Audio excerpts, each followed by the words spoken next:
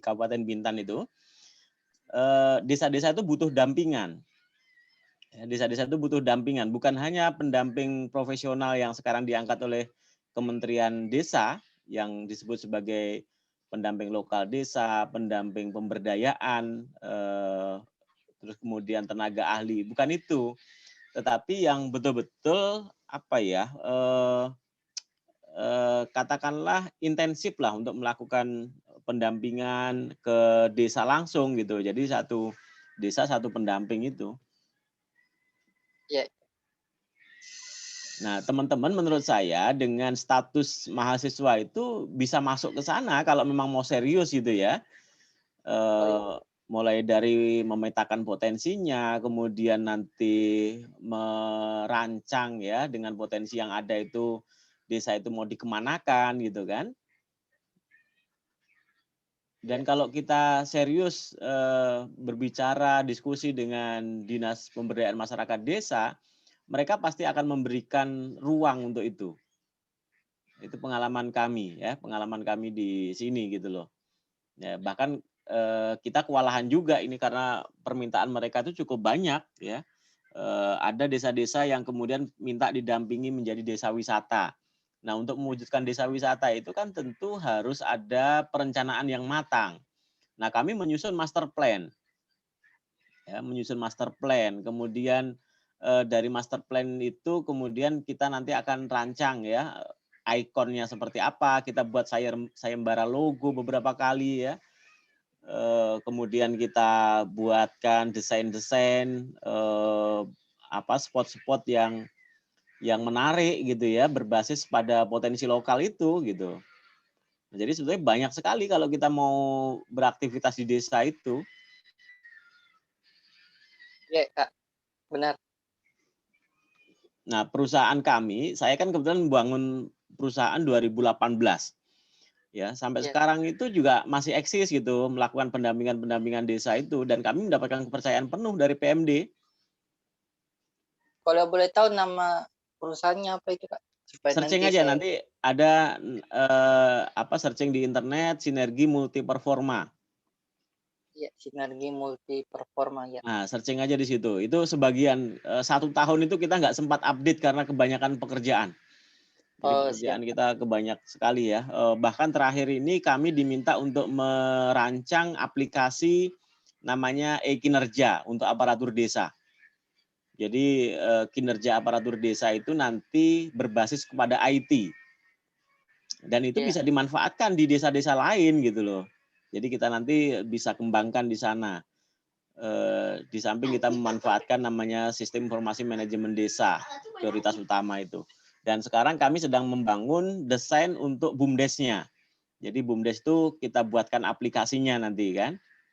Gitu. Nah, sehingga nanti laporan keuangan, kemudian sistem usahanya itu bisa memanfaatkan teknologi ya, karena sekarang ini kan mau tidak mau memang digitalisasi dalam marketing itu sudah menjadi kebutuhan lagi ya. Tidak lagi seperti dulu konvensional orang jualan harus bawa barang kemana-mana gitu kan.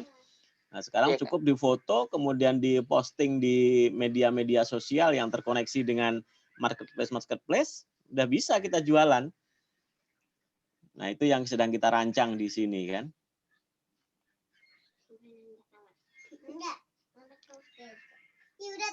Ini Kak Mael mana nih? Kok nggak ada, belum gabung-gabung nih? Nggak bisa di ini ya? Atau jangan-jangan lupa dia? Masuk jika itu mungkin yang pakai akun perdana.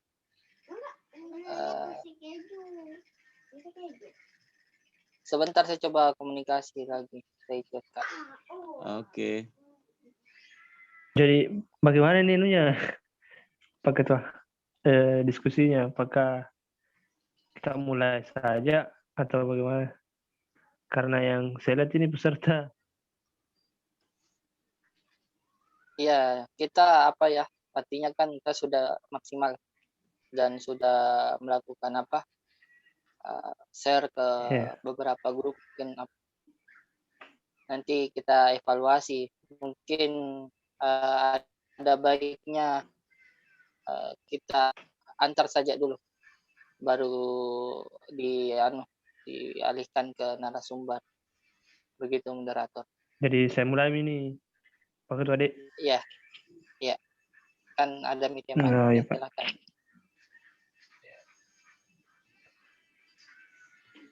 Bismillahirrahmanirrahim.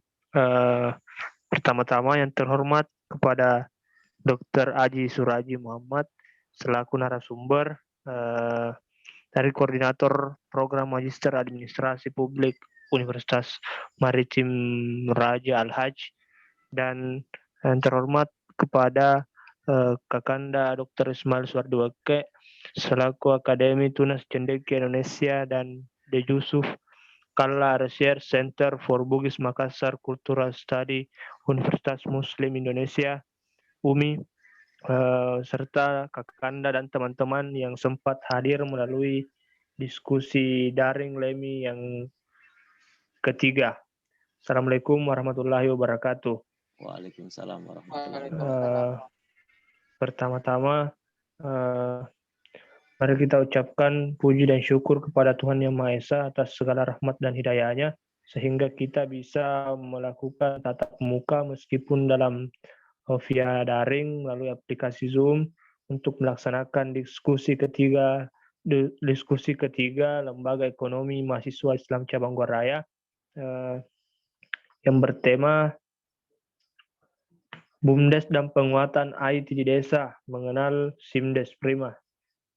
Tak lupa pula kita kirimkan salawat dan salam kepada Nabiullah Muhammad SAW sebagai suri teladan yang telah mengeluarkan kita dari peradaban jahiliyah ke peradaban yang Islam seperti sekarang ini. Saya ucapkan terima kasih kepada teman-teman sekalian yang sempat hadir mengikuti diskusi daring ini, dan permohonan maaf yang saya ucapkan kepada Kakanda Aji atas pertemuan yang kemarin itu tidak maksimal karena kan ada beberapa kendala, dan telah saya komunikasikan kepada Pak Ketua dan teman-teman yang mungkin hadir pada saat itu, kemudian tidak sempat dilaksanakan diskusi. Nah, teman-teman, LEMI Cabang Gua Raya juga pernah Kak melakukan diskusi tentang BUMDes.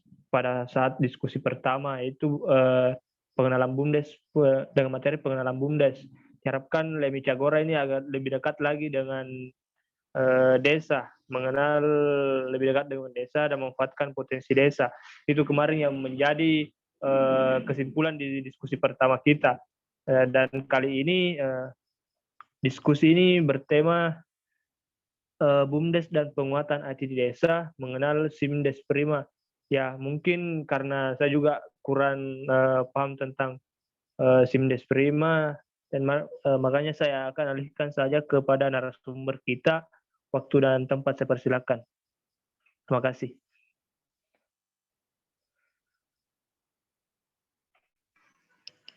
Oke, baik. Jadi langsung ini?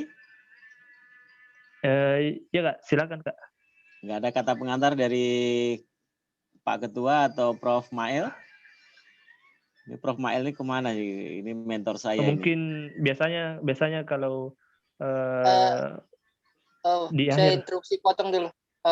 Iya. Lagi di perjalanan, Kak. Oh, lagi di Mungkin perjalanan ya. ya. Digabung ya. Oke. Oh iya. Jadi langsung saja Kak, enggak apa-apa. Ya. Baik, kalau begitu saya izin ya Pak Ketua. Saya izin share screen terlebih dahulu ya. Ya. Oke, baik. Bismillahirrahmanirrahim. Bisa dilihat belum ya share screen saya? Bisa. Ya, siap-siap. Oke, baik. Bismillahirrahmanirrahim. Assalamualaikum warahmatullahi wabarakatuh.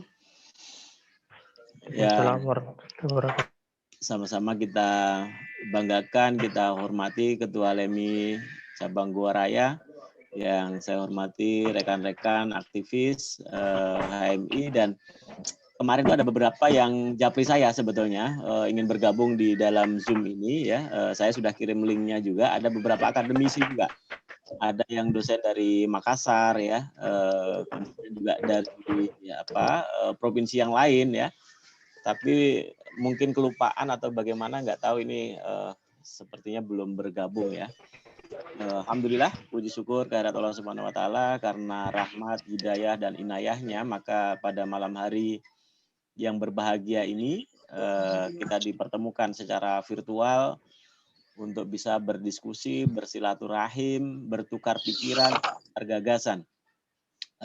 Ini adalah hikmah dari COVID. Saya selama 2 tahun belakangan atau sejak 2020 mencoba mensyukuri saja bahwa COVID hari ini itu mengantarkan kita mengenal berbagai aplikasi tentunya, ya. Salah satunya adalah media Zoom, yang selama ini mungkin kita tidak terbayangkan satu hari itu bisa mengikuti beberapa kali webinar. Tetapi ternyata dengan adanya COVID kita bisa melakukan itu. Nah, sehingga kalau misalnya ada yang mengatakan bahwa COVID ini menurunkan produktivitas, saya justru menyangkal itu. Bahkan kita bisa melakukan rapat beberapa agenda sekaligus dalam waktu yang sama. Sejauh kita punya aplikasi, sejauh kita punya perangkat gitu ya. Satu rapat menggunakan handphone, satu rapat menggunakan laptop, satu perangkat lagi menggunakan media-media yang lain, itu bisa kita lakukan dalam waktu sekaligus. Bahkan dalam berkendaraan pun kita bisa melakukan perkuliahan secara daring juga. Nah, yang tentu itu tidak bisa kita lakukan kalau kondisinya normal. Nah, jadi COVID ini kita syukuri saja bahwa ada hikmah di sebalik itu.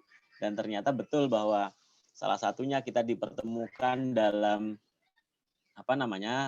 diskusi atau sharing ya pada malam hari ini, yang tentu saya tidak bisa membayangkan apakah kemudian ketika normal saya diundang ke Gua Raya gitu ya. Tapi ternyata dengan adanya COVID saya bisa ketemu dengan teman-teman di Gua Raya yang saya juga menyadari bahwa Indonesia ini sangat luas sekali ya. Saya selama ini paling jauh bepergian itu baru sampai ke Ambon. Ya, Makassar beberapa kali sampai ke Batimurung ya. Keinginan saya sebetulnya ada beberapa. Pertama itu ke Toraja, itu yang belum kesampaian juga ya. Ke Toraja itu saya berharap bisa ke sana suatu saat nanti gitu. Kemudian sama ada ke Kendari itu ada teman saya Dr. Mustaman ya. Itu saya juga berkeinginan ke sana. Mudah-mudahan nanti suatu saat saya berkesempatanlah ke sana. Salat beriring salam tak lupa kita aturkan kepada junjungan alam, junjungan Nabi besar kita Muhammad sallallahu alaihi wasallam. Mudah-mudahan dengan mengikuti sunnah-sunnah Rasulullah, maka kemudian kita nanti menjadi umatnya, diakui sebagai umatnya, dan kemudian mendapatkan syafaatnya di yaumil akhir nanti. Kawan-kawan sekalian, mungkin saya tidak memperpanjang waktu ya, kita lebih banyak diskusi saja saya pikir ya, tidak perlu banyak teori gitu ya. Karena saya yakin dan percaya bahwa teman-teman sudah mahir lah dalam konsep atau teori. Saya tidak perlu mengenalkan diri karena tadi sudah disinggung ya oleh Pak Ketua. Nah, saya sebetulnya sudah menyiapkan satu paparan ya, tapi saya pikir ya ini hanya sepintas saja ya. Nah, saya ingin mengawali dari karena tema kita adalah terkait dengan mengenal Simdes Prima sebagai salah satu upaya membangun desa melalui BUMDes gitu ya. Saya ingin mengawali dari lahirnya Undang-Undang tentang Pemerintahan Desa atau Undang-Undang tentang Desa, yaitu Undang-Undang nomor 6 tahun 2014. Di mana ada perubahan yang sangat signifikan terkait dengan pengelolaan desa sebelum dan sesudah undang-undang ini disahkan. Desa merupakan kesatuan masyarakat hukum yang memiliki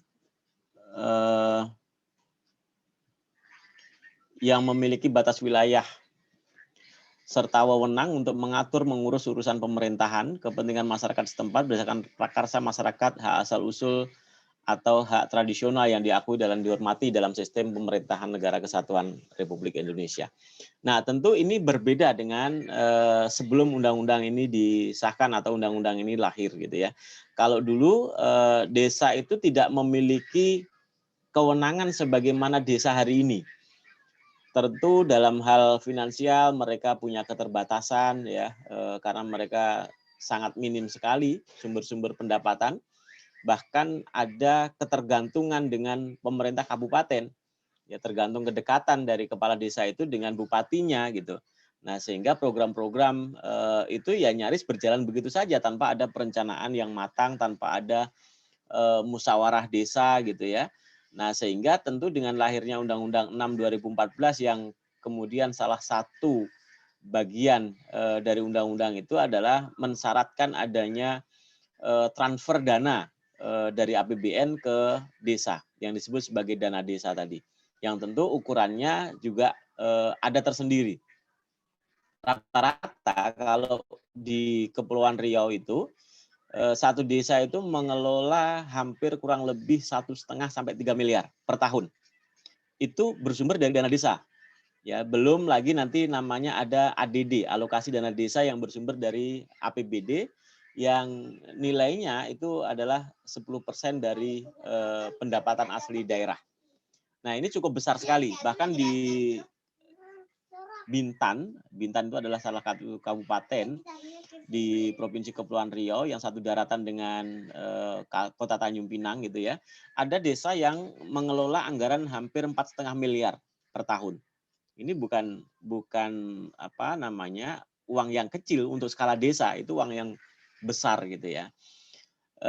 Besarnya kewenangan desa tadi diikuti juga dengan beberapa kewajiban-kewajiban. Ya, salah satunya adalah tentu mempertanggungjawabkan keuangan desa tadi sebagaimana pertanggungjawaban administrasi pemerintahan yang lain.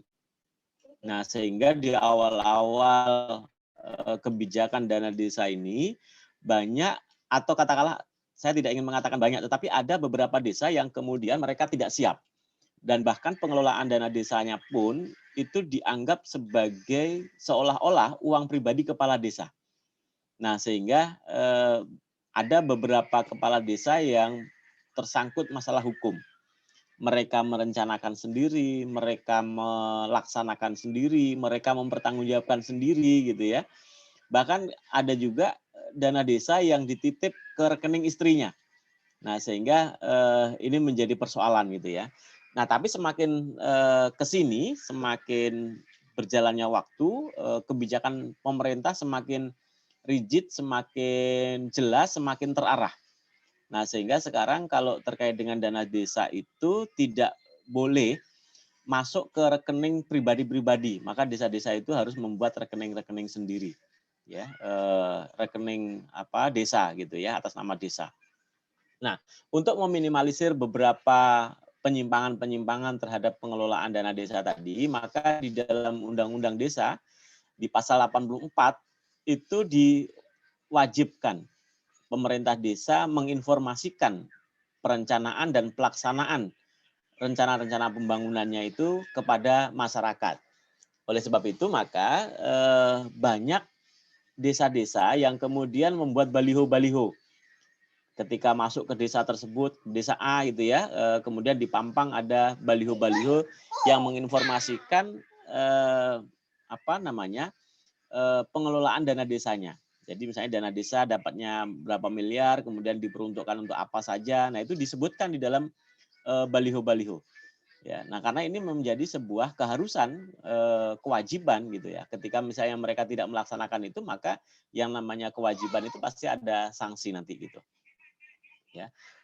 Kemudian dipertegas lagi melalui pasal 86 yang mengatakan bahwa desa berhak mendapatkan akses informasi melalui namanya sistem informasi desa, baik yang dikembangkan oleh pemerintah daerah maupun pemerintah yang lain. Pemerintah yang lain itu bisa pemerintah provinsi, bisa pemerintah pusat gitu. Nah, sehingga sistem informasi desa tadi itulah yang kemudian menjadi media untuk menginformasikan perencanaan-perencanaan pembangunannya. Dan apa kewajiban pemerintah daerah? Pemerintah dan pemerintah daerah wajib mengembangkan sistem informasi desa dan pembangunan kawasan perdesaan. Nah, jadi desa punya kewajiban untuk memanfaatkan sistem informasi desa, kemudian pemerintah dan pemerintah daerah juga punya kewajiban untuk mengembangkan sistem informasi desanya gitu. Kemudian yang ayat ketiga, sistem informasi desa sebagaimana dimaksud pada ayat 2 meliputi fasilitas perangkat keras dan perangkat lunak, jaringan serta sumber daya manusia. Nah, itu tadi yang saya sampaikan bahwa bagi desa-desa yang belum memanfaatkan perangkat lunak dalam hal ini IT gitu, mereka membuat pengumuman-pengumuman, membuat baliho-baliho, membuat spanduk-spanduk. Ya tentu kelemahannya ketika membuat spanduk, baliho dan seterusnya itu ada potensi rusak, baik rusak sengaja dirusak maupun rusak karena faktor alam, misalnya kena panas, kena hujan, kena angin dan seterusnya, kena api gitu ya. Nah sehingga mudah sekali baliho-baliho yang dipasang itu kemudian rusak atau mungkin dirusak gitu. Ya. Nah ini kelemahannya. Kemudian yang berikutnya kita bergeser ya bahwa pada perkembangan masyarakat kita hari ini kita sudah berada di dalam posisi industri 4.0, artinya industri yang menitik beratkan kepada pemanfaatan internet. Ya, oleh karena itu maka tadi saya diskusi sebelum mulai tadi untuk dalam hal jual beli saja hari ini ya kita tidak harus melakukan tatap muka dengan penjual dan pembeli. Bahkan penjualnya pun itu tidak perlu memiliki kios, tidak perlu memiliki ruko, tidak memiliki tempat jualan yang berbentuk fisik gitu. Tapi ketika mereka memiliki aplikasi, memiliki akun-akun media sosial, maka mereka bisa melakukan jual beli. Ya, kita tidak membayangkan hari ini kita sudah memiliki aplikasi untuk mencari transportasi publik. Ya dulu sebelum era digital ya, sebelum adanya Gojek ya, kita untuk mencari ojek di Jakarta itu harus jalan ke pangkalan-pangkalan biasanya. Kecuali kalau kita sudah punya langganan gitu ya. Kita harus jalan ke pangkalan, kemudian juga harganya pun belum tentu pasti gitu. Maksudnya ketika kita menuju satu daerah dari daerah lain, itu kadang-kadang harganya bisa berbeda-beda. Nah sekarang dengan adanya aplikasi Gojek, Grab, dan sebagainya itu maka kemudian harga itu bisa lebih rasional dan memiliki nilai ideal gitu ya, karena ada hitung-hitungannya di sana. Pertama hitungan jarak, kemudian yang kedua hitungan waktu. Memang di beberapa waktu-waktu tertentu, terutama waktu-waktu padat gitu, biasanya harga transportasi itu akan sedikit naik dibandingkan dengan harga kondisi normal. Ya dulu kita juga tidak membayangkan kalau yang mbak-mbaknya, yang ibu-ibunya suka ke salon gitu ya. Nah sekarang salon itu bisa datang ke rumah kita ya dengan jaringan Goglam ya atau Goglam ya kalau nggak salah ya, yang ada di Gojek itu ada satu aplikasi ya untuk memanggil tukang-tukang salon gitu. Nah tukang salon bisa datang ke rumah yang dulu kita harus pergi ke salon gitu kalau mau nyalon gitu ya. Nah sekarang tidak lagi gitu ya. Berikutnya ada Go Massage misalnya ya. Jadi kita pijit cukup memesan saja melalui aplikasi, kemudian nanti tukang pijitnya datang ke rumah gitu. Ya, bahkan makanannya pun sekarang ini sudah bisa diantar ya, ke rumah tanpa kita harus keluar rumah gitu. Nah ini adalah perkembangan-perkembangan teknologi yang menurut saya semakin ke depan nanti itu akan semakin complicated, semakin menjadi kebutuhan kita. Bahkan dengan adanya COVID hari ini, kita tidak membayangkan kita bekerja, kita belajar dari rumah. Tapi faktanya hari ini kita bisa bekerja, kita bisa belajar dari rumah. Ya, dulu yang namanya belajar dari rumah itu ya hanya universitas terbuka saja gitu. Ya, universitas terbuka saja gitu. Kalau universitas-universitas yang lain ya tentu belajarnya dengan konvensional, datang ke kampus, diskusi di kelas gitu ya. Nah, tapi sekarang ternyata COVID memaksa kita untuk belajar, untuk bekerja di rumah. Nah, ini sedikit perkembangan teknologi informasi, saya tidak akan mengulas ya.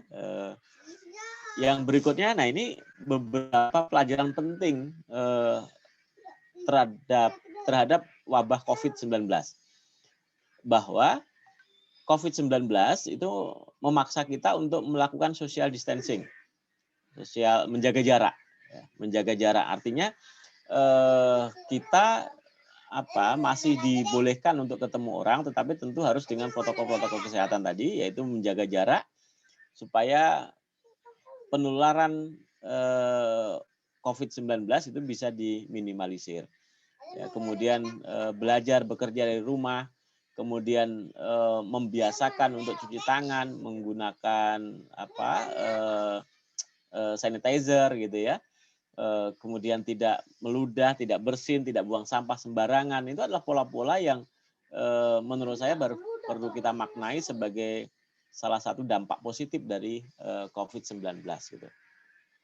Nah, sekarang ini kawan-kawan kalau berdasarkan data BPS, kebetulan saya juga masuk dalam tim pengendali inflasi daerah di Kota Tanjung Pinang ini, ternyata menurut laporan dari BPS dan Bank Indonesia, dengan adanya COVID-19 ini, yang paling bisa bertahan itu adalah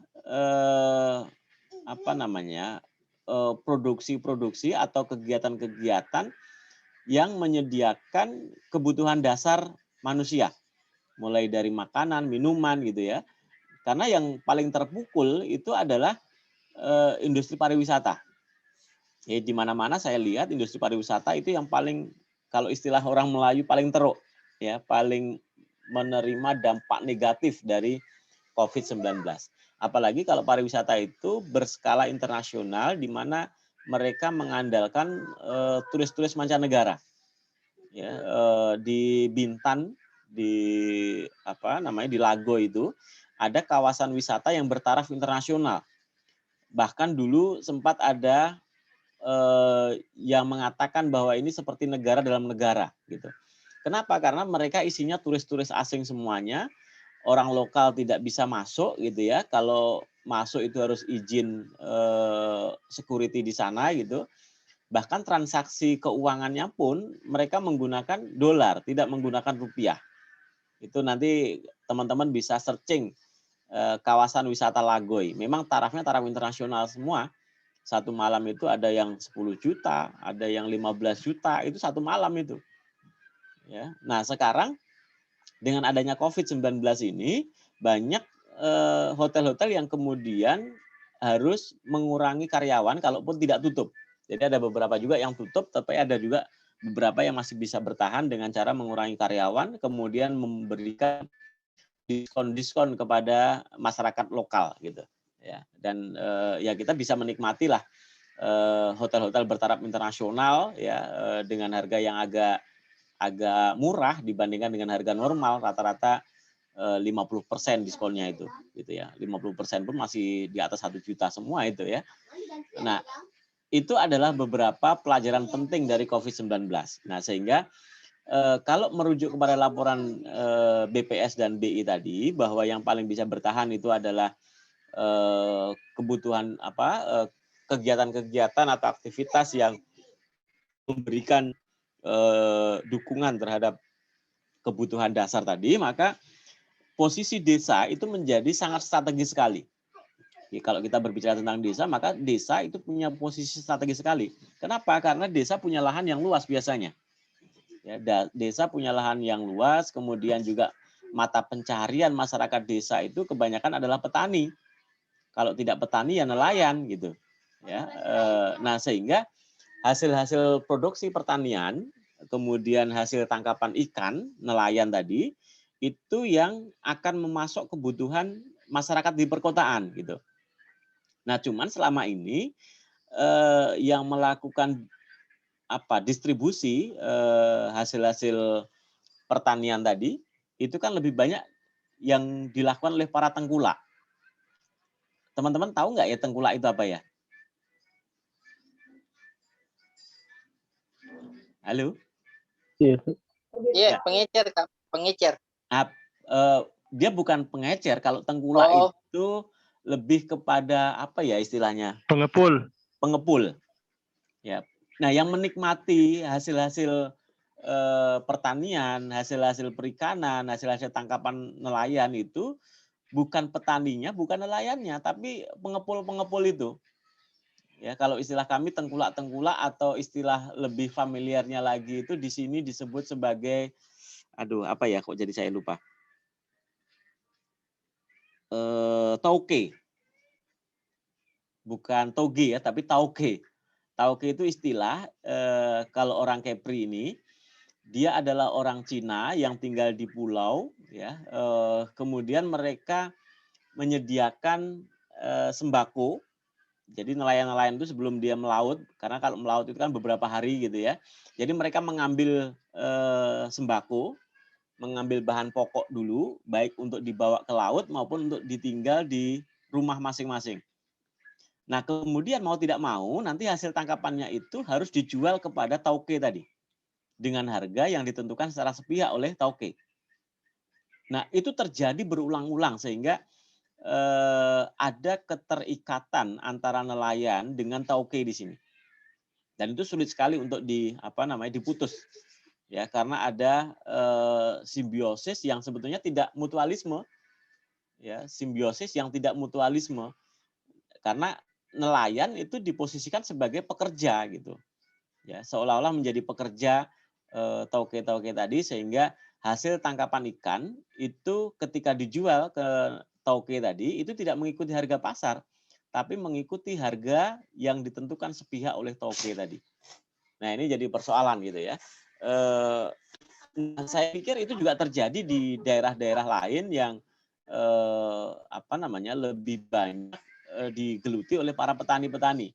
Jadi petani ketika mereka ingin menjual hasil pertaniannya itu kemudian melalui tengkulak, melalui pengepul-pengepul itu, dan kemudian pengepul nanti menjualnya ke kota gitu. Nah, siapa yang mendapatkan keuntungan lebih banyak? Apakah petani atau pengepul? Lebih banyak pengepul. Ya, lebih banyak pengepul. Maka pengepul itu kebanyakan kaya-kaya dibandingkan dengan petani. Ya, kalau petani yang mereka menjual dengan harga yang rendah, kemudian dikumpulkan oleh pengepul dan bisa jadi dijualnya itu berkali-kali lipat gitu. Nah, sehingga dengan modal yang sedikit tadi, karena mereka tidak memakan waktu banyak gitu ya, mereka mengambil dari petani, kemudian dikumpulkan, kemudian dibawa ke kota gitu, mereka mendapatkan keuntungan yang besar gitu. Nah, inilah yang kemudian menurut saya perlu ada terobosan-terobosan yang dilakukan oleh BUMDes. Dan kalau di sini teman-teman, BUMDes itu banyak yang belum memiliki kemampuan untuk menganalisa potensi peluang yang dimiliki oleh desa tadi, sehingga banyak BUMDes yang kalau istilah saya itu mati suri. Mati suri itu mereka ada, tetapi keberadaannya itu antara ada dan tiada gitu. Jadi antara ada dan tiada. Padahal dana desa yang disertakan ke modal mereka itu cukup besar dan itu bahkan bisa hampir 50% dari dana desa itu dibolehkan gitu loh untuk penyertaan modal. Sejauh memang ada bisnis plan-nya, ada perencanaan bisnisnya dengan modal yang disertakan tadi itu kira-kira mau diapakan, kemudian memberikan keuntungan apa baik kepada BUMDes itu sendiri maupun kepada desa gitu. Ya, gitu. Oke, itu terkait dengan BUMDesnya. Kemudian yang berikutnya, nah ini berbicara tentang IT, maka sekarang ini semua sektor itu sudah menggunakan IT dalam bidang ekonomi, tadi transaksi jual beli sudah menggunakan IT gitu ya, maupun kegiatan-kegiatan non ekonomi lainnya. Ya, ini informasi teknologi ini sangat mendominasi hari ini. Ya, sangat mendominasi hari ini. Bahkan untuk perencanaan pembangunan pun sekarang ini sudah juga berbasis kepada aplikasi. Ya, ada namanya sistem perencanaan umum pemerintah atau yang disebut sebagai SIRUP, itu juga aplikasi gitu. Kemudian ada LPSE, Lembaga Pengadaan Barang dan Jasa, itu juga berbasis pada aplikasi. Nah, apa yang menjadi tantangan desa? Pemerintah pusat dengan lahirnya Undang-Undang 6 2014 tadi tentu kan punya harapan terhadap desa.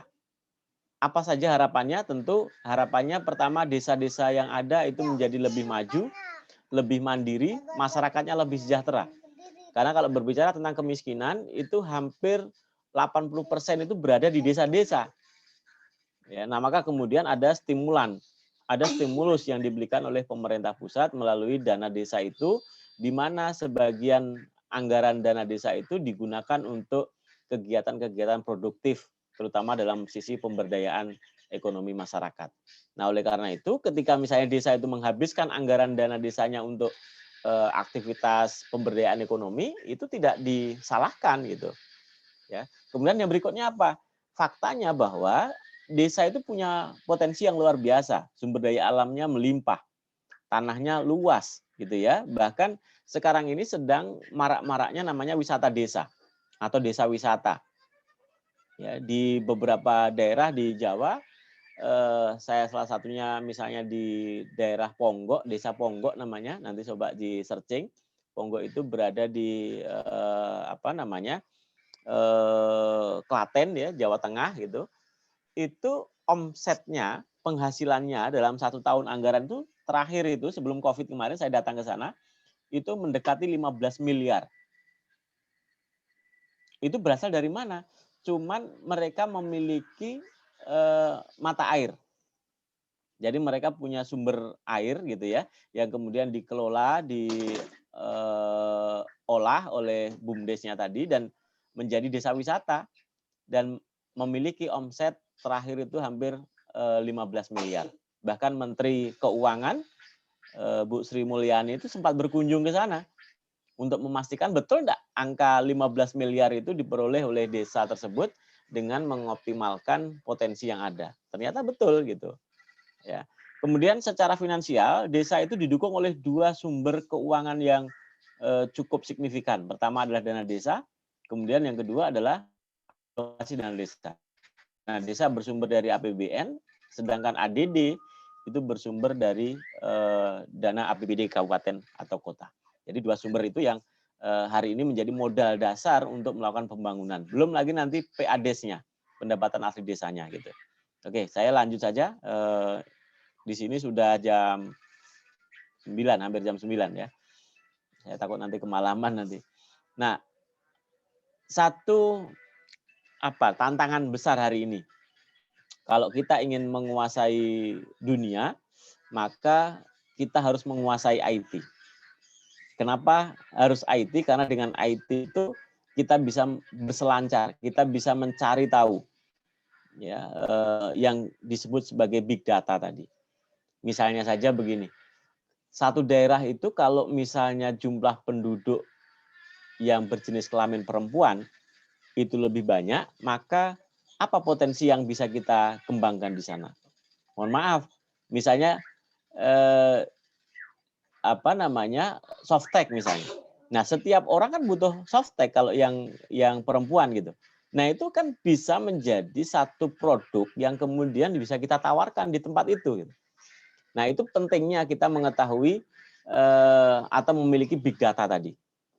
Kemudian anak-anak usia sekolah misalnya. Nah, anak-anak usia sekolah itu apa kebutuhannya? Nah, itu bisa kita identifikasi dan kita bisa manfaatkan ya potensi yang ada tadi. Nah, dari mana kita dapatkan informasi itu? Ya melalui big data. Nah, sehingga big data itu menjadi satu bagian penting kalau kita ingin menguasai satu wilayah atau satu daerah.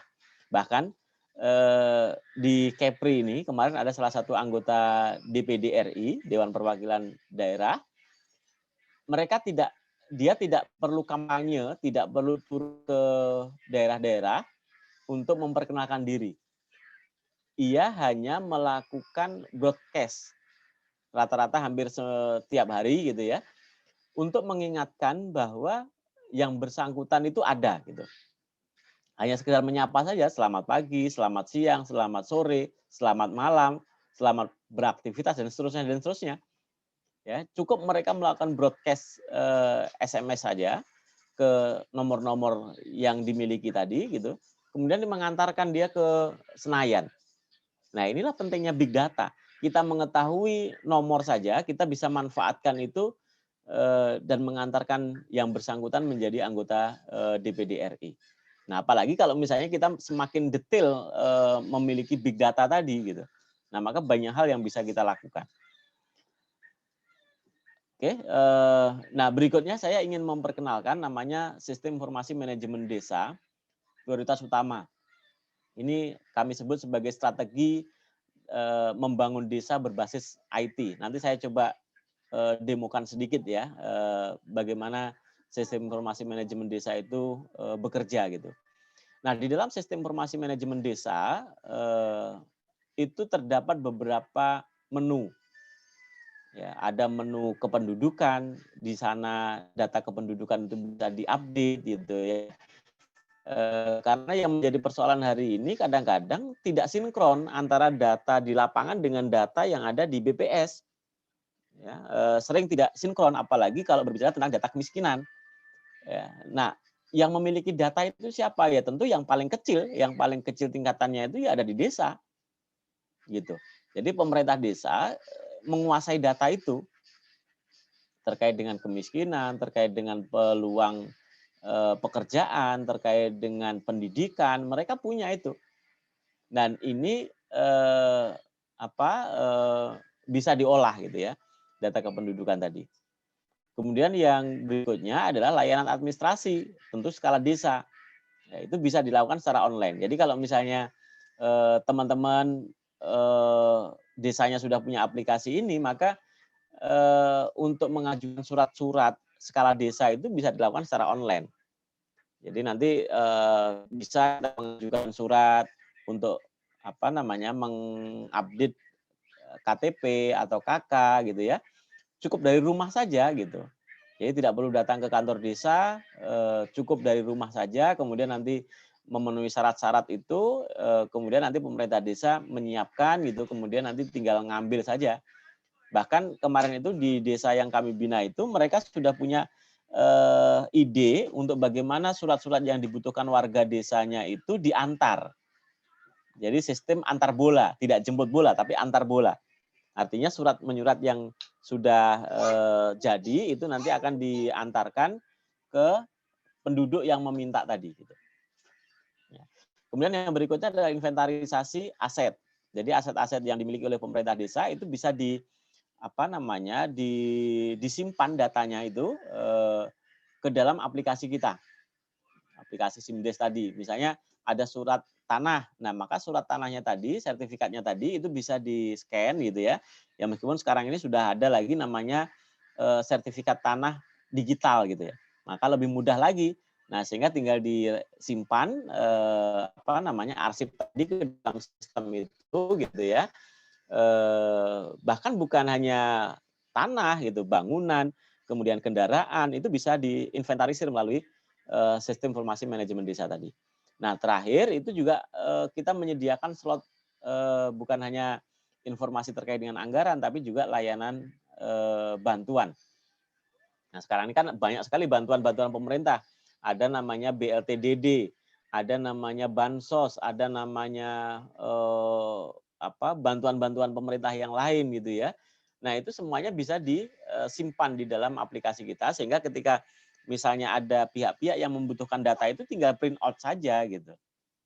Nah, tujuannya apa? Tujuannya tentu yang paling utama ada 3. Pertama adalah bagaimana mewujudkan desa digital atau smart village gitu ya. Biarpun tinggal di kampung tapi kalau sudah smart ya kita bangga juga gitu kan. Ya, smart village gitu. Kemudian yang kedua adalah mencerdaskan kehidupan masyarakat desa. Karena dengan adanya aplikasi itu masyarakat desa lebih lebih melek teknologi, lebih paham teknologi gitu ya. Dan sedikit banyak mereka akan mendapatkan berbagai informasi-informasi yang dilakukan oleh pemerintah desa. Karena kegiatan-kegiatan pemerintah desa itu nanti bisa diposting di dalam website tersebut gitu. Nah, sehingga nanti masyarakat itu akan mengetahui gitu. Kalau tadi misalnya terkait informasi penggunaan dana desa dibuat dalam bentuk baliho gitu yang bisa mungkin 2-3 bulan kemudian nanti rusak gitu. Nah, ini sepanjang tahun tidak rusak. Bahkan pada tahun-tahun sebelumnya pun nanti bisa dibuka ulang gitu.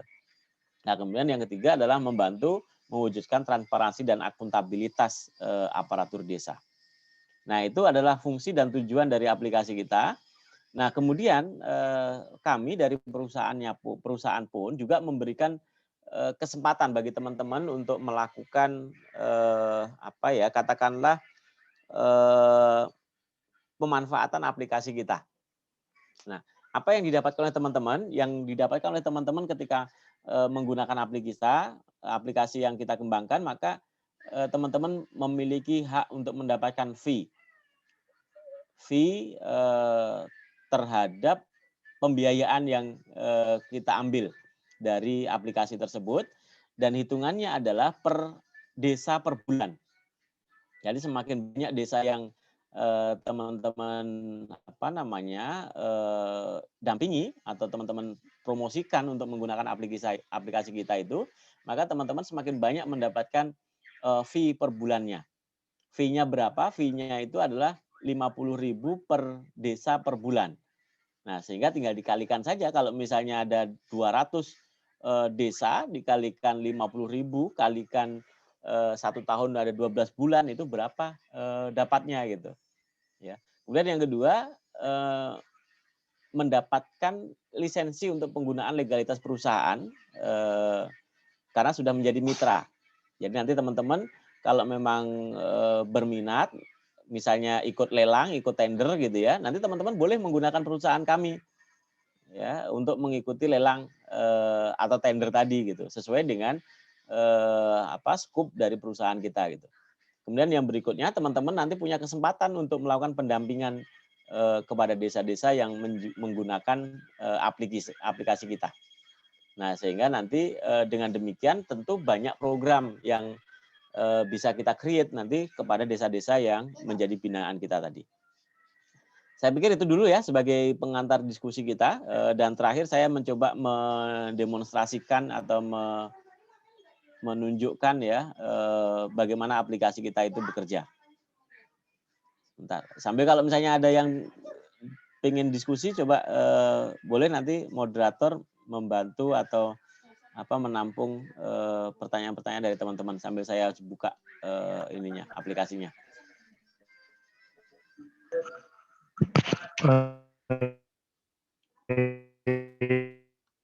Ya, siap-siap Kak. Ya. Jadi mungkin teman-teman kan atau bisa ini acungkan tangan melalui raise hand.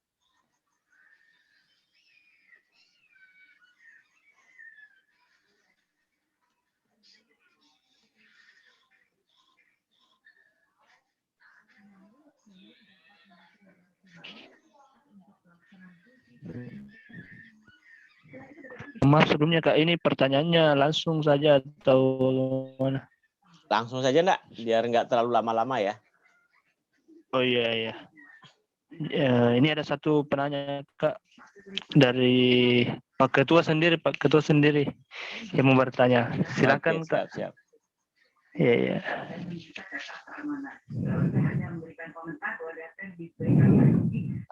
Untuk pertanyaan Kak, bagaimana nantinya bisa kemudian aplikasi yang kita tawarkan itu mampu beredar di desa yang masuk di lingkup Kabupaten Goa. Tentunya peran membangun ekosistem ekonomi digital lewat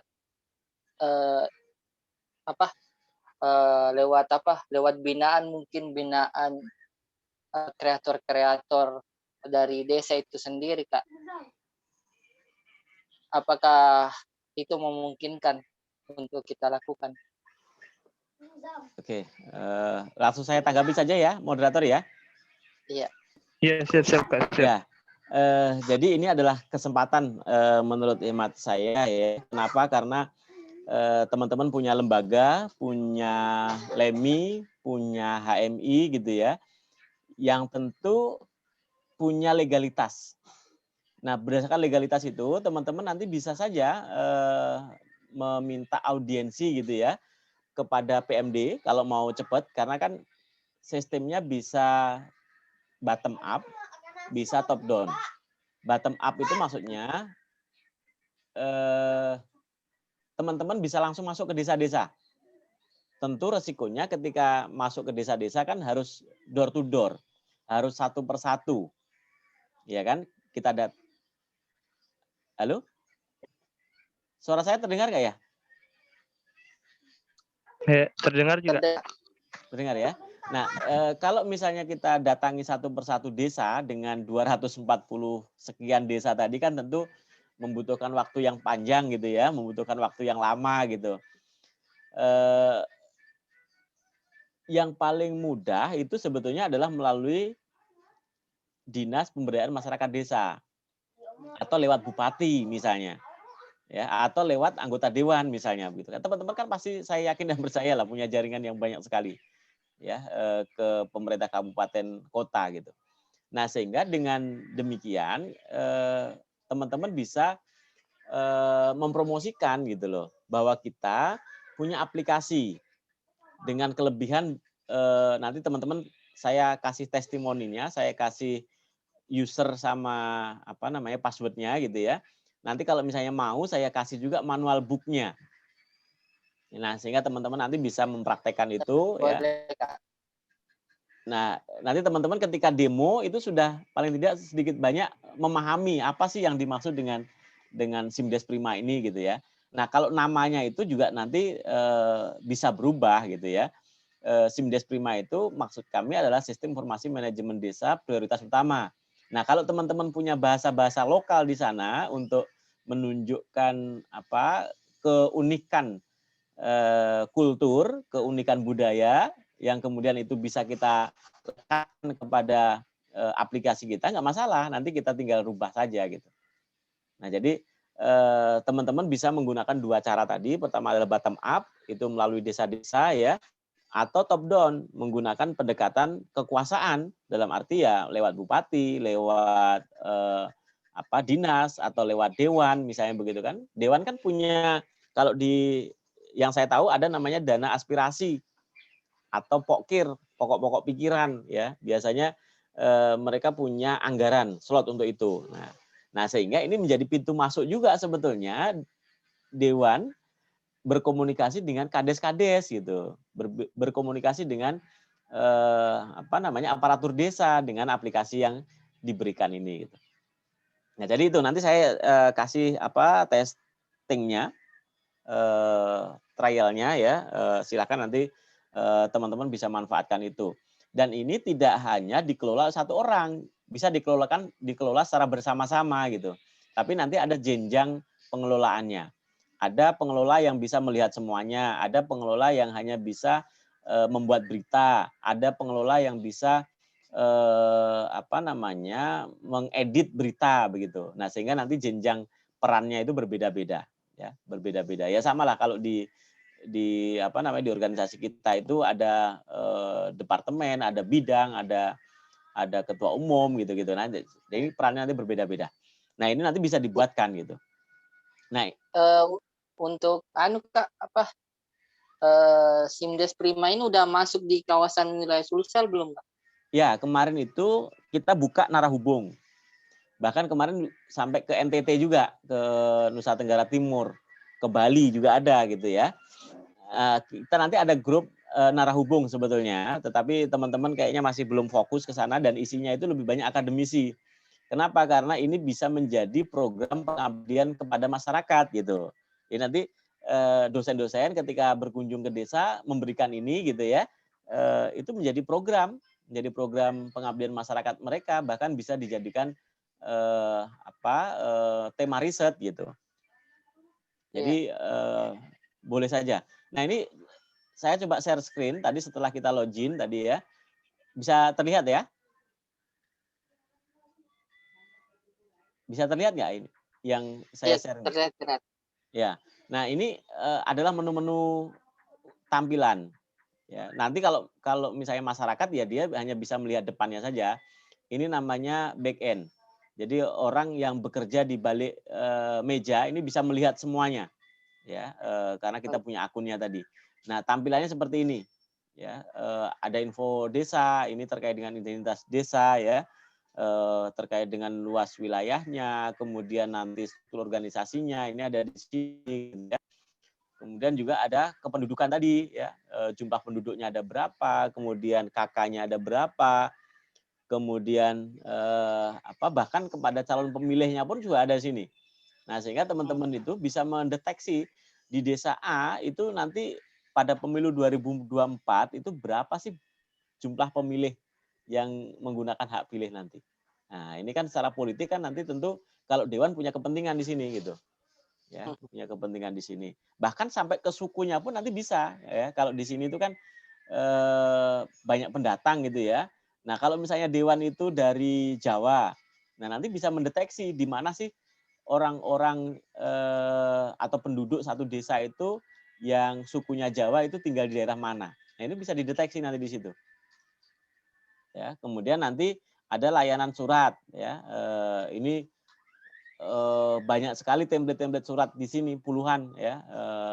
Jadi ibaratnya paperless lah, meminimalisir untuk penggunaan kertas. Ya, kenapa? Karena kadang-kadang kalau membuat surat itu kan sering salah-salah gitu. Nah, kalau salah 3 kali berarti kita membuang kertas 3 lembar. Nah, sedangkan dengan aplikasi yang kita kembangkan ini sudah ada template suratnya. Jadi tinggal masukkan kontennya saja karena data kependudukannya sudah ada di situ gitu ya.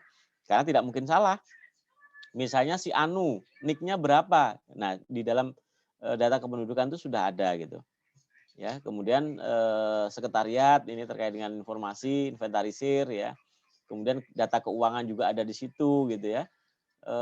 Dan masih banyak lainnya lah. Bahkan ada juga layanan aduan yang dilakukan dengan menggunakan SMS ya, atau widget ya dengan chatting gitu. Nah, ini memungkinkan di situ. Ya, nanti kalau saya cerita ini kayaknya terlalu banyak karena biasanya kita satu menu itu satu BIMTEK. Ya, kalau 3 menu berarti 3 kali BIMTEK.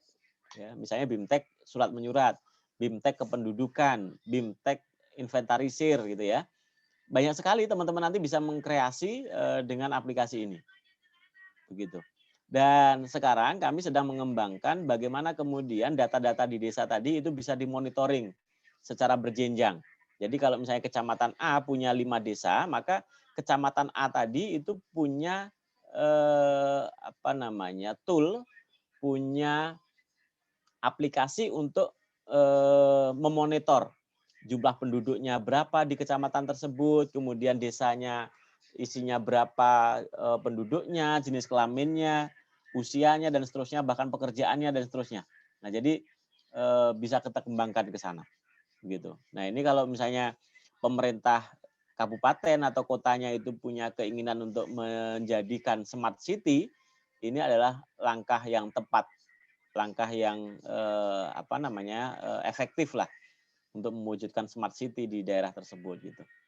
Ini saya yakin dan percaya untuk level dinas saja, OPD saja ini tidak memiliki aplikasi yang seperti kita kembangkan ini.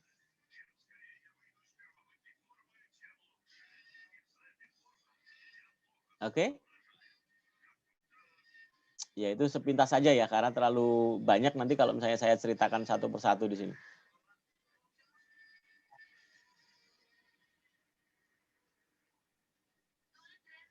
Siap, Kak, siap. Nanti saya baca buku panduannya, Kak. Oke, Harus nanti di mentor ya, jadi lanjutan. kita bertanggung jawab pasca produk. Kalau misalnya kita beli mobil baru, itu kan ada namanya garansi ya. Nah, kita selama desa itu menggunakan aplikasi kita siap untuk membantu kalau ada kendala-kendala teknis. Jadi kita punya tim yang memang siap 24 jam untuk membantu kalau ada masalah dalam aplikasi kita ini. Nah, itu yang kita sebut sebagai pendampingan.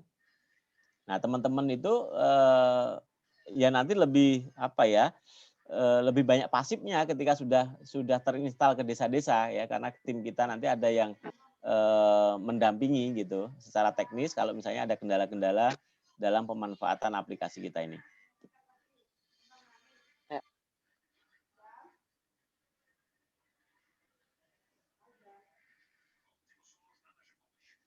Begitu kira-kira? Ada yang mau Iya, Kak. ditanyakan lagi?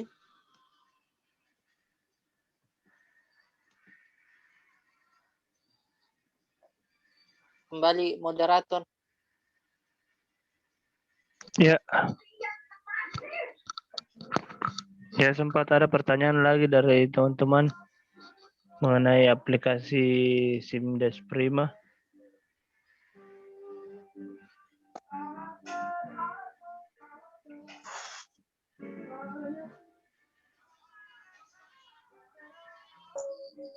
Izin Kak Kenda. Iya, silakan Dinda. Ya, silakan. Baik, bismillahirrahmanirrahim. Assalamualaikum warahmatullahi wabarakatuh. Waalaikumsalam Perkenalkan saya warahmatullahi Akbar wabarakatuh. dari Cabang Sinjai, Kak. Cabang Sinjai. Ya, silakan. Siap. Saya mau bertanya ini persoalan Kak. Persoalan indeks prima. Tentang aplikasi ini. Ya. Kebetulan saya tinggal di salah satu desa yang biasa disebut dengan Gunung Kasihan, Kak. Gunung Bulu Kasihan. Kamase ceritanya. Gunung Kasihan. Bulu Kamase, Kak. Iya, namanya Desa Gunung Kasihan. Oh, Iya, Kak. Nama desa, Kak. Waduh, di Bulu dari, Kamase ceritanya. dari namanya aja kayaknya memprihatinkan tuh ya. Jangan salah dulu, Kak. Tapi ini kan namanya juga Gunung Kasihan, tapi ada hal-hal yang istimewa, Kak, di dalamnya. Ya biasanya unik-unik gitu ya. Iya, Kak. Saya jelaskan dulu, Kak. Sumber daya alamnya di Bulu Kamase seperti batu gunung. Sudah ada 2 yang dikelola. Alhamdulillah sudah ini dapat izin dari, tapi masih dipertanyakan juga izinnya ini, Kak. Iya. Lantas bagaimana nih? Apakah bisa masuk dalam badan usaha milik desa, Kak? Ya. Itu saja, Dinda? Baik, Kak. Oke, baik. Saya langsung tanggapi ya. Ya, jadi sebetulnya begini, sesuai dengan regulasi, pemerintah desa itu kan tidak boleh mengambil atau memungut retribusi atau iuran gitu ya, atau aktivitas-aktivitas yang berkaitan dengan keuangan. Apalagi kalau berkaitan dengan layanan itu nggak boleh kan. Nah, maka kemudian mau tidak mau desa itu harus membentuk yang disebut sebagai BUM desa itu. BUM desa itu kalau di tingkat kabupaten itu namanya BUMD, atau di tingkat provinsi namanya BUMD, kalau di tingkat nasional namanya BUMN gitu. Nah, satu-satunya lembaga plat merah yang boleh memungut retribusi itu adalah BUM desa kalau di desa gitu. Tidak boleh ada unit-unit lain gitu. Kecuali kalau BUM desanya membuat unit usaha, boleh. Misalnya kami punya 5 desa binaan yang di-create menjadi desa wisata.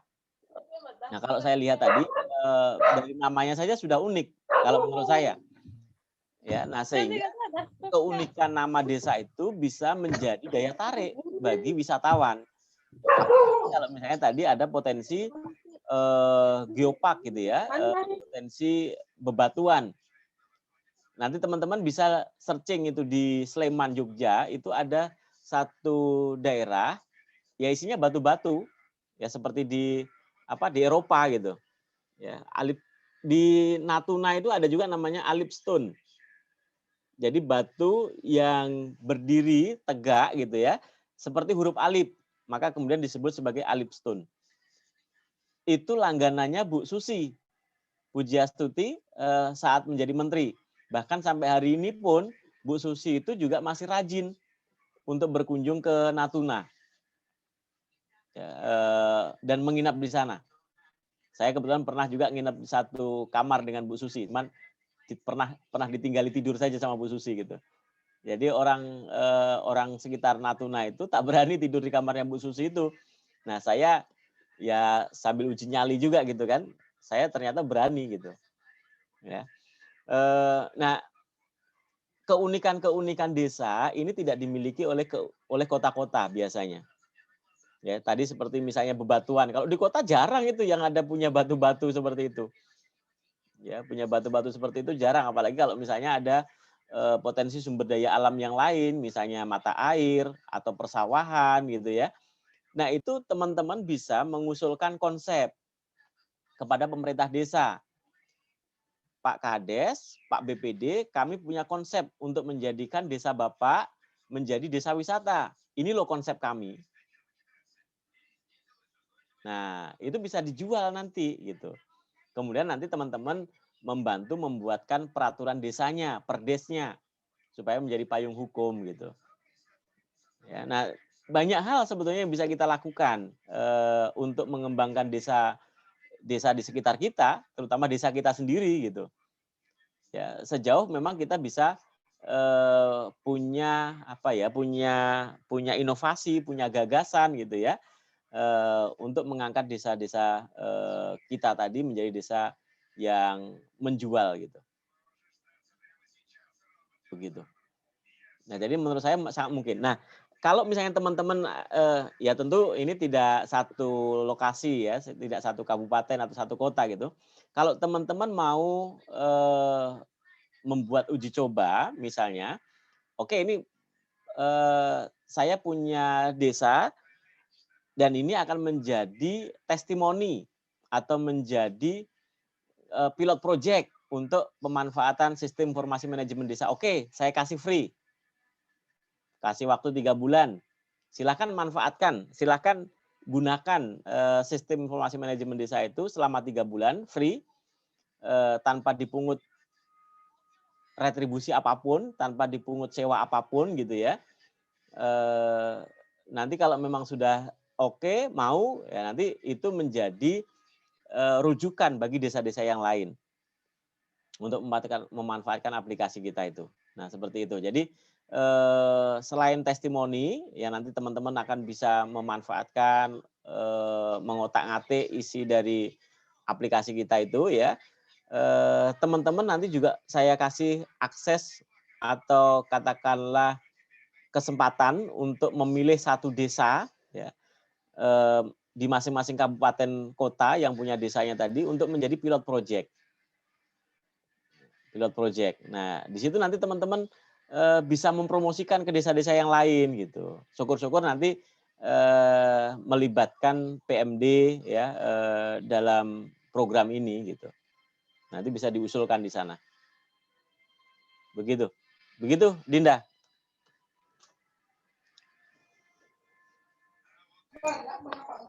Siap, Kak.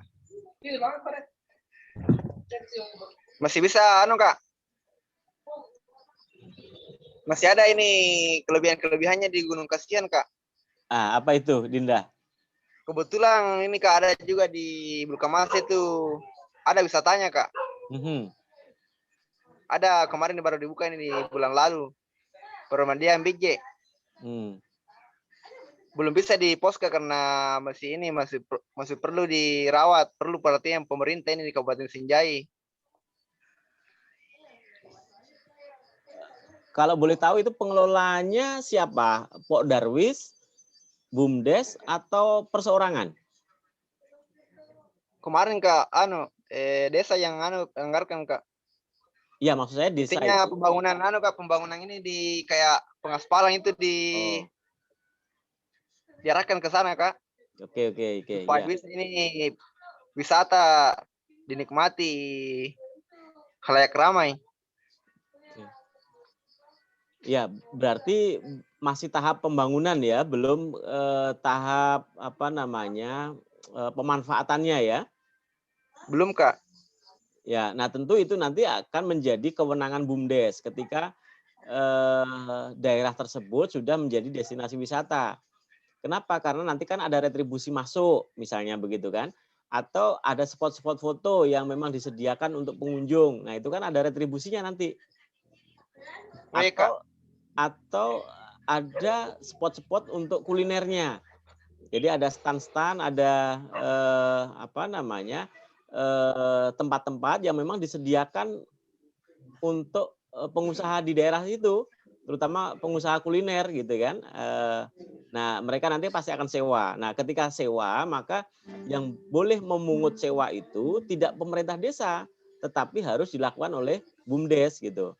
Nah, jadi disinilah peran BUMDes itu menjadi penting.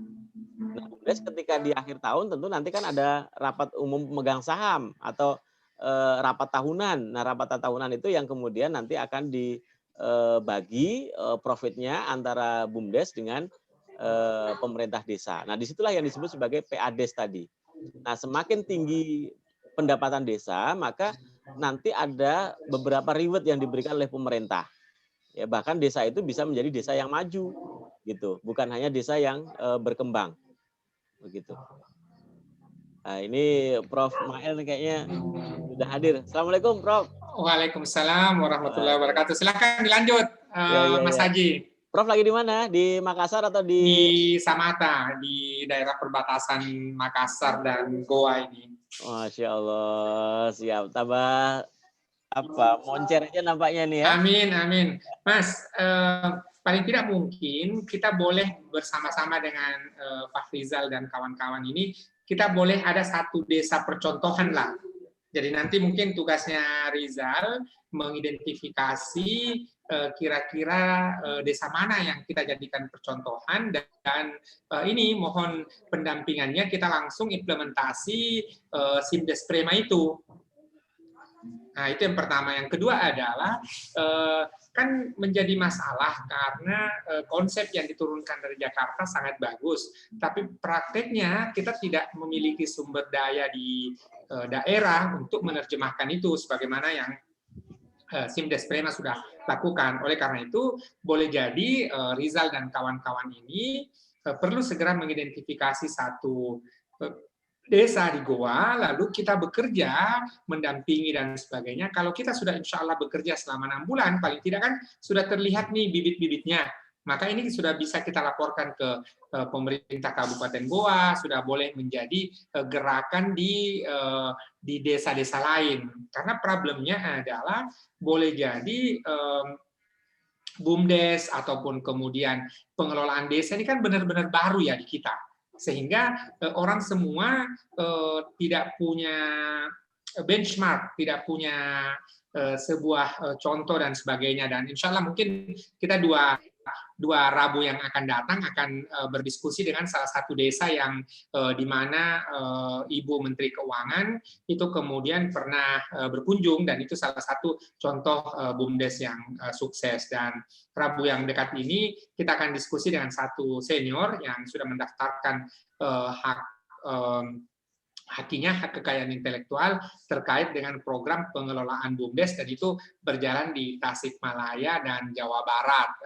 Jadi maksud saya semakin banyak Rizal dan kawan-kawan mendapatkan input terkait dengan ini semua, mereka akan memodifikasi, tetapi sederhananya paling tidak mereka sudah punya platform bahwa LEMI itu boleh jadi tidak lagi berpikir bagaimana program seperti cabang yang terkait dengan dalam tanda kutip politik internal maupun eksternal, tetapi LEMI ini akan berpikir bagaimana dalam peningkatan kapasitas organisasi, terutama isu hari ini dan boleh jadi akan jauh berkembang di masa depan, 5-10 tahun yang akan datang, adalah bagaimana pengelolaan desa, BUMDes, dan seterusnya.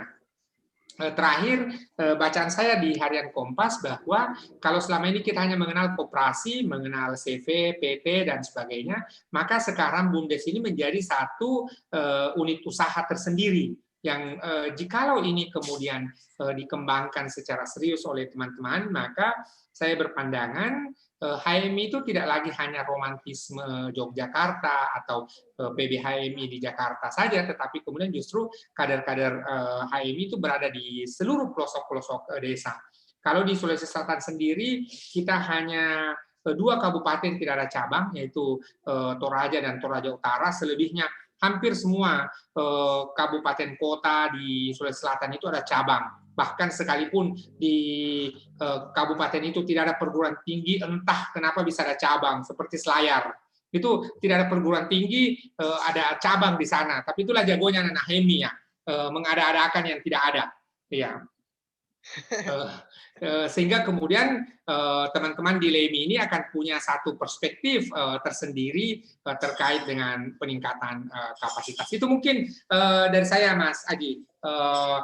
Kenapa kita perlu berdiskusi malam hari ini dan mengundang Mas Aji untuk paling tidak memberikan cakrawala ke teman-teman, perspektif ataupun horizon. Setidaknya juga karena sekarang kita punya Merdeka Belajar di kampus Merdeka, maka teman-teman ini walaupun mereka sarjana ekonomi, sarjana manajemen, boleh jadi ketika S2 itu loncat ke manajemen administrasi publik. Ya, itu satu hal yang sangat memungkinkan di era sekarang ini. Itu, saya kembalikan ke moderator. Oke. Ya, Itu boleh terima langsung kasih Kak saya, atas ya, sedikit. saya saut aja ya. Iya Kak. Langsung saya saut ya. Iya siap. Oke, baik, Siap. Prof. Jadi tadi saya sudah sampaikan juga kepada teman-teman bahwa kami bersedia untuk bukan hanya memberikan testingnya ya, bukan memberikan uji cobanya saja, tapi juga memberikan kesempatan untuk teman-teman memilih satu desa, mungkin desanya sendiri atau mungkin desa yang dianggap kooperatif. Kita instalkan nanti satu. Dan kemudian kita kasih waktu 3 bulan untuk melakukan uji coba terkait dengan sistem itu gitu ya. Dan itu menjadi pilot project bagi desa-desa yang ada dalam satu skup kabupaten atau kota tersebut.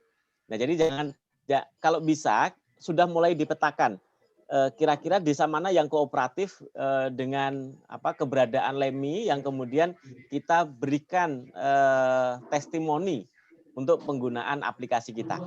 Nah, sehingga saya sepakat tadi ketika misalnya sudah jalan, itu bisa kita demokan ke bupati atau paling tidak ke kepala dinas PMD gitu ya, bahwa LEMI sudah memilih desa ini untuk dijadikan desa binaan. Nah, kalau memang sudah klik, sudah ketemu, itu nanti pasti akan ada program-program turunan yang akan dilimpahkan kepada LEMI untuk didampingi ke depannya. Itu pengalaman empiris kami, Prof, di Bintan itu. Jadi awalnya kami hanya mendampingi atau memberikan testimoni terhadap aplikasi ini. Tapi seiring perjalanan waktu, mereka percaya dengan kita, kemudian mereka meminta dibuatkan program-program yang itu menjadi program unggulan. Salah satunya adalah program desa wisata. Dan mohon maaf, ini harus saya sampaikan juga secara terbuka. Mereka menganggarkan tuh hampir 500 juta setahun untuk melakukan perancangan terhadap konsep kita ini. Mulai dari master plan-nya, mulai dari DED-nya, sampai kepada market-nya gitu ya. Kita bantu buatin gitu. Ya, dan itu menurut saya ada kebanggaan tersendiri ya ketika kita bisa melakukan pendampingan terhadap desa-desa itu. Ya dibandingkan kita mengerjakan proyek pemerintah daerah gitu ya. Yang tentu Prof Mail tahu sendirilah bagaimana konspirasi di pemerintah daerah ini kalau ada kegiatan-kegiatan seperti itu. Nah di desa meskipun kita dapat sedikit tapi berkahnya itu yang saya nggak bisa hitung. Ya, berkahnya nggak bisa saya hitung. Nah, sehingga ini sekali lagi hanya pintu masuk saja. Ya, pintu masuk saja. Mungkin banyak pintu-pintu yang lain, tetapi pintu masuk yang saya tawarkan ini lebih real, lebih terlihat dan lebih aplikatif gitu. Nah, sehingga tentu ketika datang ke desa, kemudian teman-teman membuat perjanjian, kalau misalnya bersedia nanti teman-teman langsung bisa mengaktifkan aplikasi kita gitu ya. Dan teman-teman langsung bisa lakukan itu gitu. Jadi tidak perlu nunggu waktu lah ibaratnya begitu kan. Ini sudah siap pakai saja gitu. Siap pakai saja. Bahkan manual book-nya kita sudah siapkan, kemudian paket untuk kalau ada BIMTEK-nya kita sudah siapkan gitu kan. Ya nggak masalah, nanti kita bisa lakukan tahap awal dengan virtual seperti ini gitu. Ya nanti misalnya ada 5 kabupaten, nah ambil satu-satu desanya. Nah, nanti kita buat pelatihan secara virtual seperti ini, didampingi oleh LEMI. Nah, kan lebih mudah ya dengan berkah COVID inilah ya, kita manfaatkan COVID ini untuk kita lebih berkreasi, berinovasi untuk membangun desa, terutama begitu. Begitu kira-kira, Prof. Oke, jadi setelah ini mungkin kita target diskusi-diskusi terkait dengan BUMDes ini kita akan laksanakan sepanjang sebelum Ramadan, termasuk seperti tadi ada contoh desa sukses dan sebagainya. Tetapi teman-teman di LEMI harus segera action ini, menyiapkan desa yang akan dilakukan. Itu yang pertama. Yang kedua adalah nanti kita coba jadwalkan kapan kita bisa langsung workshop online terkait dengan aplikasi-aplikasi itu. Yang terakhir, boleh jadi nanti karena selama ini saya punya komunikasi yang bagus dengan Dirjen PMD, Bapak Dr. Nata Irawan, nah, boleh kita langsung launching ketika sudah berjalan desa itu, ada MOU antara LEMI dengan kepala desa, BUMDes dan sebagainya, kita boleh launching ya, karena bagaimanapun saya kira betapa mirisnya ya kita ini sebagai warga HMI selalu mendakwakan persatuan umat dan sebagainya, justru kita sendiri yang selalu sejak 2000 itu selalu saja dualisme, dan ini kemudian menjadi tradisi baru, budaya baru di kita. Oleh karenanya adalah kalaulah LEMI melalui LEMI Cabang Goaraya memprakarsai ini, maka ada wacana baru atau ada praktek baru yang menjadi distingsi tersendiri bagi kawan-kawan untuk bergerak. Terakhir adalah diskusi-diskusi ini sesungguhnya menurut saya adalah memperkaya pandangan kita, tetapi kita tidak boleh berhenti di diskusi ini. Oleh karena itu teman-teman, saya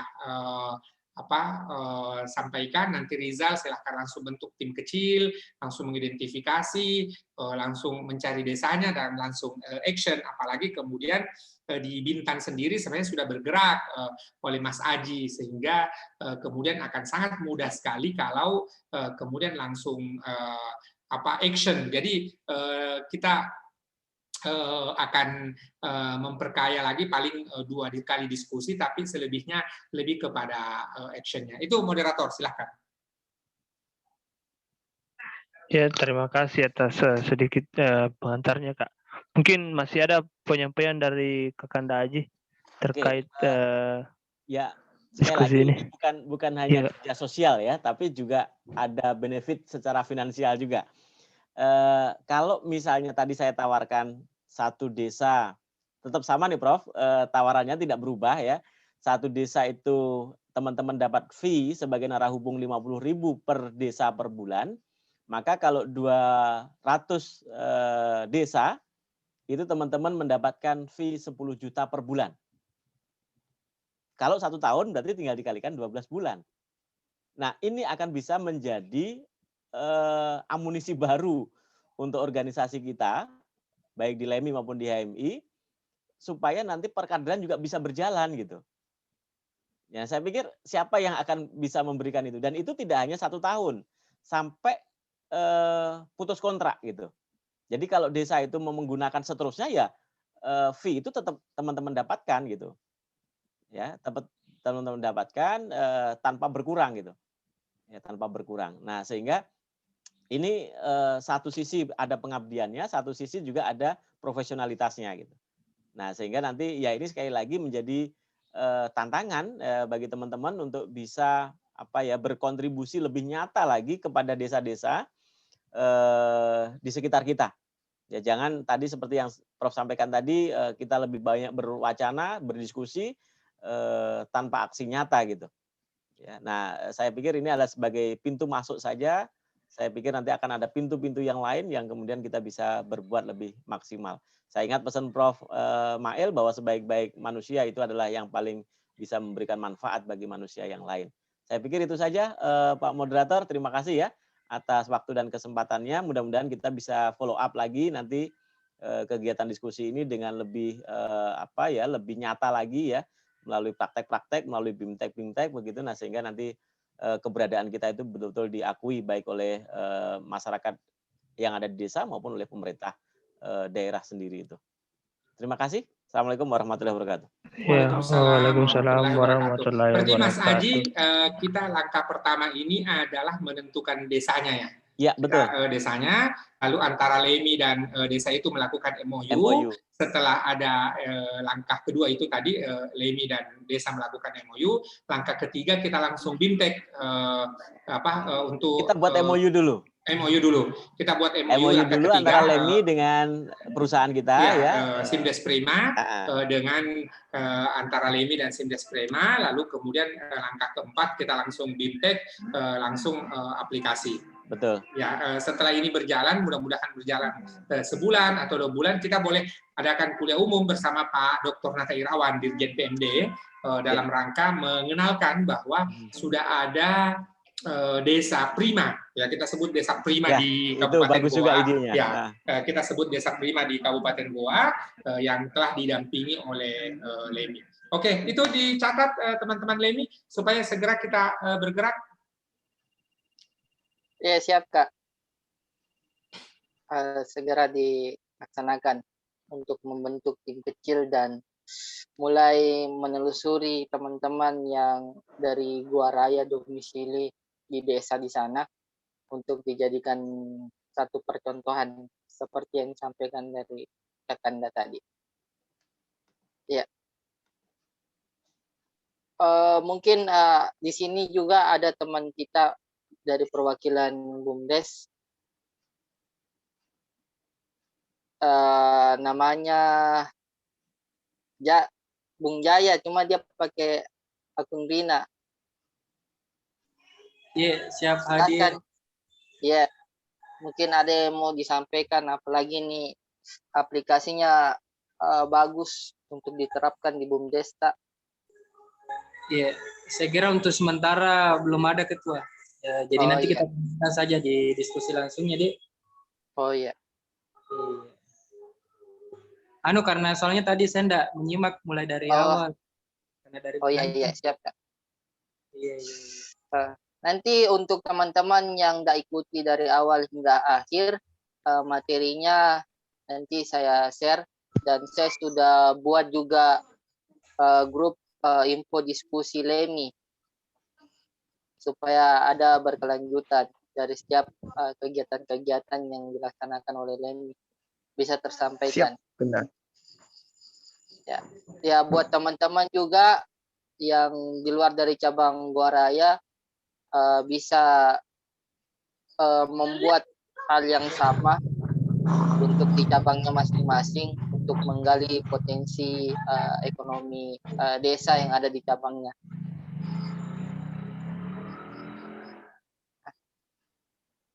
Ya, mungkin itu saja yang bisa saya sampaikan.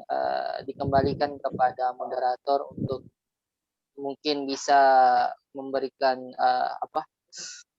hasil daripada diskusi dan menutup kegiatan ini jikalau tidak ada lagi yang ingin menanggapi atau memberikan pertanyaan. Dan kebetulan juga hadir Kakanda Dr. Hasanuddin. Siap, Kak. Baru menyapa. Ya.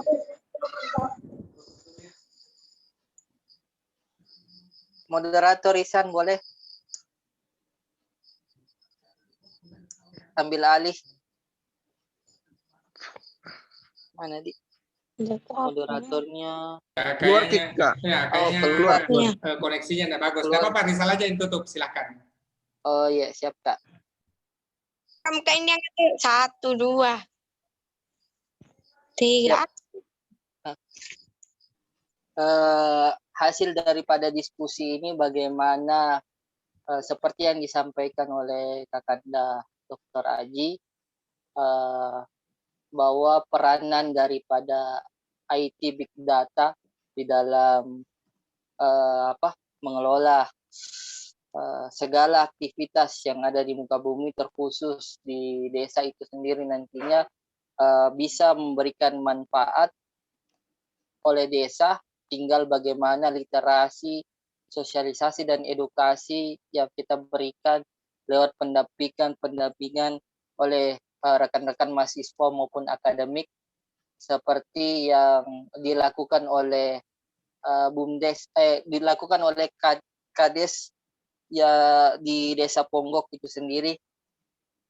Mereka melibatkan pihak akademisi dan mahasiswa untuk menggali potensi yang ada dengan menggunakan modal dari partisipasi masyarakat tanpa melalui bantuan pemerintah ketika memulai membangun atau menggerakkan ekonomi desanya. Diharapkan juga nantinya program ini IT bisa segera disalurkan ketika kami di Lemi Gua Raya telah menemukan desa sebagai uji eksperimen kami sebagai pilot project nantinya untuk desa-desa cakupan lain di Goa itu sendiri. Akhir kata saya ucapkan terima kasih kepada narasumber Kakanda Haji Spaji dan Kakanda Ismail Weke dan juga Dr. Hasanuddin yang serta rekan-rekan yang saya tidak sebutkan satu persatu namanya. Semoga pertemuan kita akan terus berlanjut. Dan saya akhiri dengan membacakan Alhamdulillah Rabbil Alamin. Alhamdulillah. Wassalamualaikum warahmatullahi wabarakatuh. Waalaikumsalam warahmatullahi wabarakatuh. Ya, izin live. Oke, terima kasih Mas Haji, terima kasih Selesureku, ada Hasanuddin, saya lihat. Mudah-mudahan ini kita bisa perluas Mas Haji ke Gorontalo. Siap. Ini beliau di Universitas Gorontalo, sehingga mungkin ini awal saja dengan teman-teman Lemi Gua Raya. Mudah-mudahan ada Lemi atau ada komunitas yang lain di Gorontalo sehingga kita boleh perluas, karena menurut saya adalah jangan sampai perangkat-perangkat hukumnya sudah disiapkan semua dari Jakarta, dana desa juga sudah digelontorkan, tapi kemudian tidak bisa jadi dana stimulus yang produktif karena ketidaktahuan, atau boleh jadi hanya menjadi infrastruktur saja yang tidak memberikan daya dukung bagi pengembangan tadi PAD desa itu. Oke, siap. Prof. Oke, terima kasih. Nanti tinggal Rizal follow up. Selamat melanjutkan aktivitas semuanya. Terima kasih. Siap, mari. Siap.